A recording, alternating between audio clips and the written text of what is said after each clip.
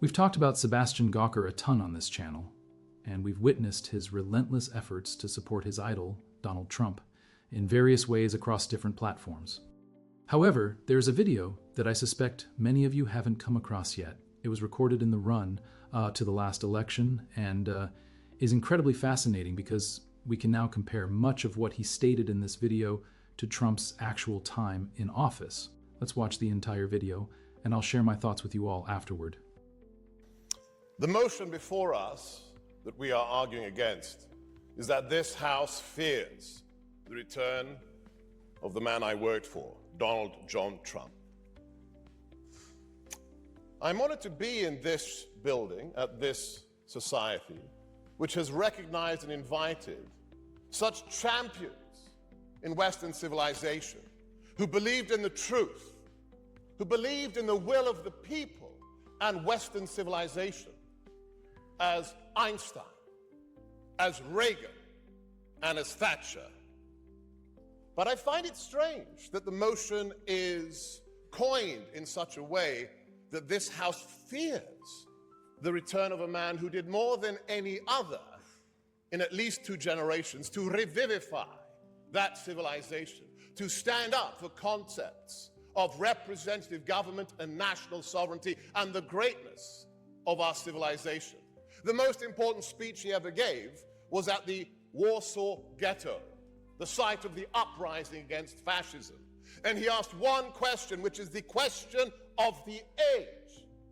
Does the West, do we together, have what it takes to defend and defeat those who wish to destroy our civilization? And that is why I served him. I was on my friend Carl Benjamin's show today, and he said, well, the question is interesting because maybe the people in this room, maybe the people at this college do fear him, but for the wrong reasons. Why would you not wish to have a man back who is the only person in history to have received more than 130 million votes? No other human being has received 130 million votes. Do the math. 64 and said, no, please, we have decorum here or we have nothing.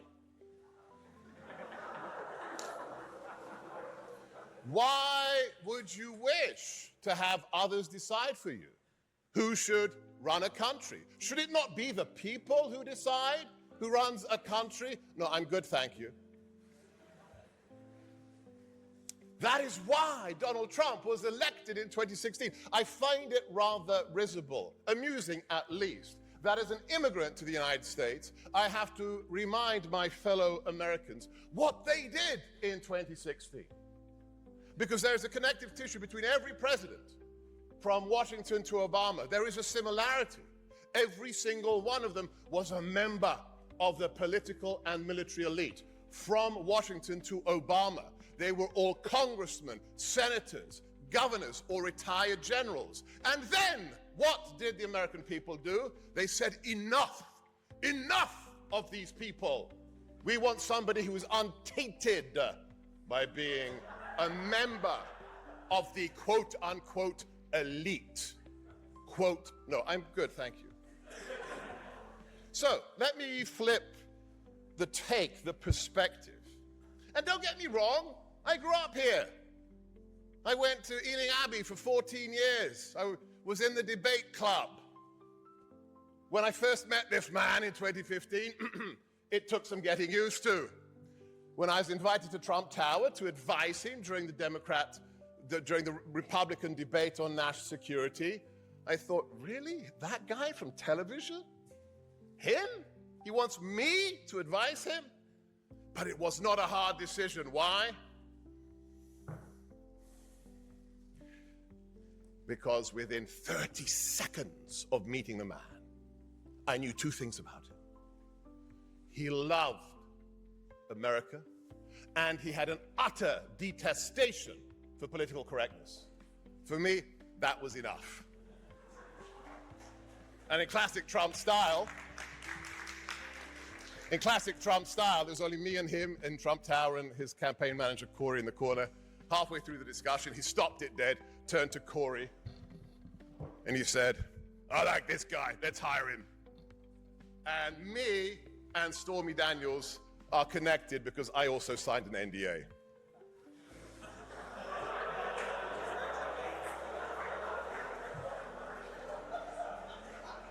Let's have some fun as well. Let's save the West, but have some fun. So let me flip the motion thusly. There are those who should fear the return of my former boss. Absolutely. Who are these people? Let me give you a short list. Number one, ISIS, jihadis, the people who 5 weeks ago effected the greatest slaughter of the Jewish people since the Shoah, since the Holocaust. They will fear President Trump. Why? Because when we came into the White House, I'm good, thank you. When we came into the White House, we had been lectured by Barack that ISIS is, quote, just a problem we have to get used to. We said, no thanks. And he unleashed the might of the US military. And within 6 months, the physical caliphate ceased to be like a certain parrot. I'm good, thank you. The jihadis fear his return. So too do the murderous mullahs in Iran. The proudest moment of my time in the White House was when the buzzer rang and he called me and Steve Bannon into the Oval to see the cabinet arrayed before us. He called us his heavies and he said, all right, my heavies, tell these guys why we kill Obama's Iran deal. And we explained why for Israel, for the West, for the stability of the geopolitical order, the Iranian state must not be funded and acquire nuclear weapons. And he killed the deal. Iran fears the return of Donald Trump. And so do the cartels. So does Vladimir Putin. I love how everybody's an expert. I love how everybody's an expert suddenly on the Wagner Group. Can I tell you about the Wagner Group? We knew a lot about them when we were in the White House because we told the president, this is all unclassified now, you can check it up, that there are 300 Russian mercenaries running around the Middle East. I'm good, thank you. And I will be for the next 4 minutes. When we told him that there are 300 mercenaries running around the Middle East destabilizing that region, what did my boss do? He said, kill them now. And we did. In a 4-hour firefight, we turned 300 Russians into red mist. And what did that diminutive KGB colonel in the Kremlin do? Nothing. Because he wet his pants. Because he's afraid of my boss. As is the little man in the Hermit Kingdom. I'm so glad you pointed about the little button and big button tweet. Because that's how you deal with dictators. You say, yeah, I'm going to turn you into a sheet of glass, Pyongyang. And what happened? Oh, how interesting. No more ballistic missile launches over the Sea of Japan. A peace summit in Singapore. Yes, that's how you deal with dictators. Lastly, we've been talking about my sphere of interest, national security. Let's look inward for a minute. The most cynical and, in fact, evil aspect of the last 3 years is what they've done to the sovereignty of our nation. You think a few hundred boat people are an issue. In the last 3 years, 8 million illegals have come into our country. Left-wing organizations like the UNHCR, like Human Rights Watch, have stated on the record up to 60% of the women and girls trafficked across the border have been raped. If you think that's funny, look in your soul, young man, if you think that's funny. Yes, hide. Young girls raped with such cynicism and such racism. Why? Because they think if you're brown, if you're black, and we amnesty you, you will vote for us forever. Don't forget who Biden is. Biden is the chairman of the Senate committee who effected the high-tech lynching, quote, of Clarence Thomas, a man who deigned to be a black conservative. That's the bigotry of the current incumbent in the White House. Lastly, I will share with you a story about who this man is and why we need him back. For 23 years, every president, from Clinton through Bush to Obama, broke a promise to the world. We had told Israel that we would move the embassy to Jerusalem and recognize that capital. For 23 years, every president on both sides of the aisle reneged on that promise. President Trump said during his campaign, we're going to do it. When he finally called the National Security Council at principals level, not the bureaucrats, the cabinet members, he informed the cabinet members, I'm doing it now. Only 3 people who worked for him in the cabinet concurred. One of them, and for me this pains me because I spent 2.5 years at Quantico teaching the Marines. I love our devil dogs.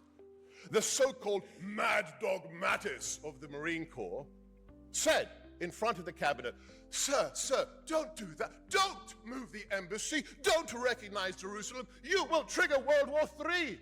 And I don't have enough Marines to defend our embassies. What did the Commander-in-Chief say to them? He said, Jim, we are doing it. Why? Because I promised the American people, number one. Number two, we as a nation 23 years ago promised the only democracy in the Middle East that we would do it. Oh, and lastly, Jim, it's the right thing to do. That is why we need him back, because to quote the Marines, when we were in the White House, our friends felt safe and our enemies were afraid. Thank you. Wow, that was quite the spectacle. I honestly can't recall ever witnessing such a concentrated display of egotistical compliments and slanted narratives like those Sebastian Gorka just unleashed. And to be clear, this isn't merely a case of differing political views. It was filled with exaggerations, misrepresentations, and outright falsehoods. Let's dissect this step by step because the audience was laughing for good reason. It simply crumbles under scrutiny. First off, Gorka claimed that Donald Trump revitalized Western civilization. That is quite a stretch. In truth, Trump's America First stance did the contrary. It strained NATO relations, withdrew the U.S. from the Paris Climate Agreement, and cozied up to autocrats like Putin and Kim Jong-un. Revitalization? More like isolation. The Western alliance, which remained steadfast for decades, emerged weaker, not stronger, after his presidency. That's verifiable by global trust surveys, which noticeably declined across Europe during Trump's term. Next, there's the assertion that Trump defeated ISIS in 6 months. Let's get the record straight. ISIS's territorial defeats commenced under Barack Obama. The campaign to dismantle their stronghold spanned several years, involving an international coalition and numerous military and intelligence operations. Indeed, the Trump administration expedited efforts in certain areas, but saying he eradicated ISIS in 6 months is misleading. Even now, remnants of ISIS persist. It's the typical Trump playbook, taking credit for a marathon by merely showing up at the last mile. Moving to Iran, Gorka flaunted the scrapping of the Iran nuclear deal as if it made the world safer. In actuality, the deal imposed real constraints on Iran's nuclear program, verified by international inspectors. After Trump abandoned it in 2018, Iran increased enrichment activities. Tensions skyrocketed, destabilizing the Middle East further. Trump's own intelligence officials acknowledged that Iran got closer to a weapon after the deal was scrapped, therefore claiming that move protected the West. Intelligence agencies regarding election interference. That wasn't fear, it was deference. Fast forward to now, Putin remains as aggressive as ever, from invading Ukraine to meddling in democracies. If Trump truly instilled fear, why hasn't any of that ceased? Now about North Korea. Yes, Trump managed a photo op meeting in Singapore. Yes, the little Rocket Man jabs grabbed headlines. But did Kim Jong-un surrender his nukes? Nope. Did missile tests halt permanently? Nope. North Korea still maintains its weapons program, and experts widely see those summits as propaganda victories for Kim, not Trump. Then Gorka veered into immigration, painting a grotesque picture of migrants, alleging millions crossing the border, many suffering from horrific violence. Look, nobody disputes that trafficking and exploitation are real concerns, but using those tragedies as political scare tactics is callous and cruel. The figures he cited are grossly exaggerated, and reputable organizations like Human Rights Watch have never claimed 60% of women are raped during migration. That's fear-mongering, not factual. Lastly, about the Jerusalem embassy move. Yes, Trump relocated the U.S. embassy to Jerusalem. That was controversial, but let's be honest. It didn't secure peace, and surely didn't end the Israeli-Palestinian conflict. It instead escalated tensions, triggered protests, and resulted in deaths along the Gaza border. Was it fulfilling a campaign pledge? Sure. Was it the right thing to do as Gorka claimed? That depends on whether you believe unilaterally igniting the conflict without a peace process fosters or hinders long-term stability. The bottom line? Gorka's speech wasn't a serious discussion. It was trumped-up fan fiction. He turned Trump into some legendary persona, the man who cowed ISIS, Putin, Iran, and North Korea into submission, but history, facts, and ongoing events depict a different story. Trump didn't strengthen Western civilization, he fragmented it. He didn't deliver peace, he destabilized alliances. And his rhetoric left America more divided, more vulnerable, and less respected worldwide. So when you hear the audience chuckling, it's not out of disrespect, it's because they recognize the truth. You can only embellish and distort reality to a certain extent before people see through it. And that's precisely what happened here. But I want to know what you all think. Are you buying Gorka's version of history, or do you view it as overhyped propaganda trying to redefine Trump's legacy? Share your thoughts below. While you're there, hit the like button to boost the algorithm, and subscribe if you're interested in more commentary that cuts through the noise with facts, not fiction.